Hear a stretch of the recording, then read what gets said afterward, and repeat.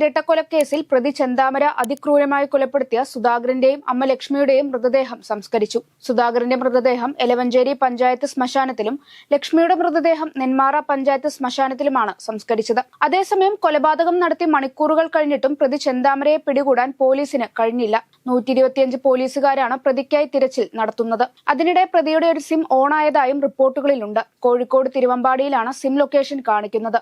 Thiruvambady കേന്ദ്രീകരിച്ചും police അന്വേഷണം തുടങ്ങി. പാതയോരത്തെ ബോർഡുകൾ നീക്കം ചെയ്തതിന്റെ പേരിൽ കണ്ണൂർ പിണറായി ഗ്രാമപഞ്ചായത്ത് ജീവനക്കാർക്ക് CPM നേതാക്കളുടെ ഭീഷണി. കൈയും കാലും വെട്ടുമെന്ന ഓഫീസിൽ കയറി ഭീഷണിപ്പെടുത്തിയതിൽ ജീവനക്കാർ വാമൂടിക്കെട്ടി പ്രതിഷേധിച്ചു. CPM ലോക്കൽ സെക്രട്ടറി ഉൾപ്പെടെയുള്ളവർക്കെതിരെയായിരുന്നു മുഖ്യമന്ത്രിയുടെ നാട്ടിൽ സർക്കാർ ജീവനക്കാരുടെ പരസ്യ പ്രതിഷേധം. കടുവയുടെ ആക്രമണത്തിൽ കൊല്ലപ്പെട്ട രാധയുടെ വീട്ടിലെത്തി Wayanad MP Priyanka Gandhi. AICC general secretary KC വേണുഗോപാലിനൊപ്പമാണ് പ്രിയങ്ക എത്തിയത്. രാധയുടെ വീട്ടിലേക്ക് യാത്രക്കിടെ വയനാട് കണിയാറത്ത് പ്രിയങ്ക ഗാന്ധിക്ക് നേരെ CPIM പ്രവർത്തകർ കരിങ്കൊടി കാണിച്ചു.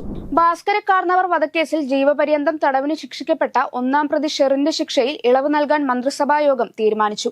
ശിക്ഷാ കാലയളവ് 14 വർഷം പൂർത്തിയാക്കിയ സാഹചര്യത്തിലാണ് തീരുമാനം. 2009 നവംബർ 7-നാണ് ഷെറിന്റെ ഭർതൃപിതാവ് ഭാസ്കര കാർന്നവർ കൊല്ലപ്പെട്ടത്. ശിക്ഷയിൽ ഇളവ് നൽകണമെന്നാവശ്യപ്പെട്ട് ഷെറിൻ നേരത്തെ നൽകിയ അപേക്ഷ കൂടി പരിഗണിച്ചാണ് മന്ത്രിസഭാ തീരുമാനം. സംസ്ഥാനത്തെ സാമ്പത്തിക പ്രതിസന്ധി പരിഹരിക്കാൻ കേന്ദ്രത്തോട് 24,000 കോടി രൂപയുടെ പ്രത്യേക പാക്കേജ് ആവശ്യപ്പെട്ട് കേരളം. കടമെടുപ്പ് പരിധി 3.5% ഉയർത്തണമെന്നും അത് ഉപാധിരഹിതമാക്കണമെന്നും ബഡ്ജറ്റിന് മുന്നോടിയായി കേരളം ആവശ്യപ്പെട്ടിട്ടുണ്ട്. കൂടാതെ വിഴിഞ്ഞം തുറമുഖ പദ്ധതിക്കും വയനാട് പുനരധിവാസത്തിനും ഇത്തവണ ബഡ്ജറ്റിൽ പ്രത്യേക പരിഗണന ഉണ്ടാകുമെന്ന പ്രതീക്ഷയിലാണ് കേരളം. മുല്ലപ്പെരിയാർ അണക്കെട്ടിന് സുരക്ഷാ ഭീഷണി ഉണ്ടെന്നത് ആശങ്ക മാത്രമാണെന്ന നിരീക്ഷണവുമായി സുപ്രീം കോടതി. 135 വർഷത്തെ കാലവർഷം അണക്കെട്ട് മറികടന്നതാണെന്നും സുപ്രീം കോടതി ചൂണ്ടിക്കാട്ടി. ജസ്റ്റിസുമാരായ SV ഭട്ടി, ഋഷികേഷ് റോയ് എന്നിവരടങ്ങുന്ന ബെഞ്ച് മുല്ലപ്പെരിയാർ കേസുമായി ബന്ധപ്പെട്ട ഹർജികൾ പരിഗണിക്കുന്നതിനിടെയാണ് ഇത്തരമൊരു നിരീക്ഷണം നടത്തിയത്. മൂന്നാറിൽ പുലിയുടെ സാന്നിധ്യം സ്ഥിരീകരിച്ചു. തോട്ടം തൊഴിലാളികളാണ് പുലിയെ നേരിൽ കണ്ടത്. മൂന്നാർ ഫോറസ്റ്റ് റേഞ്ച് ഓഫീസിന് സമീപമാണ് പുലിയെ കണ്ടത്.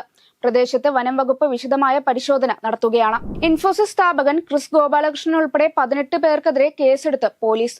ബംഗളൂരു സദാശിവനഗർ പോലീസാണ് കേസെടുത്തത്. സെന്റർ ഫോർ സസ്റ്റൈനബിൾ ടെക്നോളജിയിൽ ഫാക്കൽറ്റി അംഗമായിരുന്ന ആദിവാസി ബോവി വിഭാഗത്തിൽപ്പെട്ട ദുർഗപ്പയുടെ പരാതിയിലാണ് കേസെടുത്തിരിക്കുന്നത്. ഉത്തർപ്രദേശിലെ ആത്മീയ ചടങ്ങിനിടെ വാച്ച് ടവർ തകർന്നു വീണ് 5 പേർ മരിച്ചു. 20 പേർക്ക് പരിക്കുണ്ട്. ജൈന സമുദായത്തിന്റെ ആത്മീയ ചടങ്ങായ ലഡു മഹോത്സവത്തിനിടെയാണ് വാച്ച് ടവർ തകർന്നു വീണത്. ബൗറത്ത് നഗരത്തിലായിരുന്നു സംഭവം. പ്രധാനമന്ത്രി നരേന്ദ്രമോദി അടുത്ത മാസം US സന്ദർശിക്കുമെന്ന് American president Donald Trump. US പ്രസിഡന്റായി സത്യപ്രതിജ്ഞ ചെയ്തതിനു ശേഷം മോദിയുമായുള്ള ടെലിഫോൺ സംഭാഷണത്തെ തുടർന്നാണ് ട്രംപിന്റെ പ്രസ്താവന.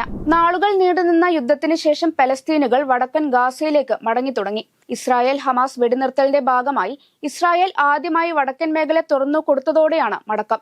കഴിഞ്ഞ ദിവസം 2 ലക്ഷത്തിലധികം ആളുകൾ വടക്കൻ ഗസയിലേക്ക് മടങ്ങിയതായി ഐക്യരാഷ്ട്രസഭ അറിയിച്ചു.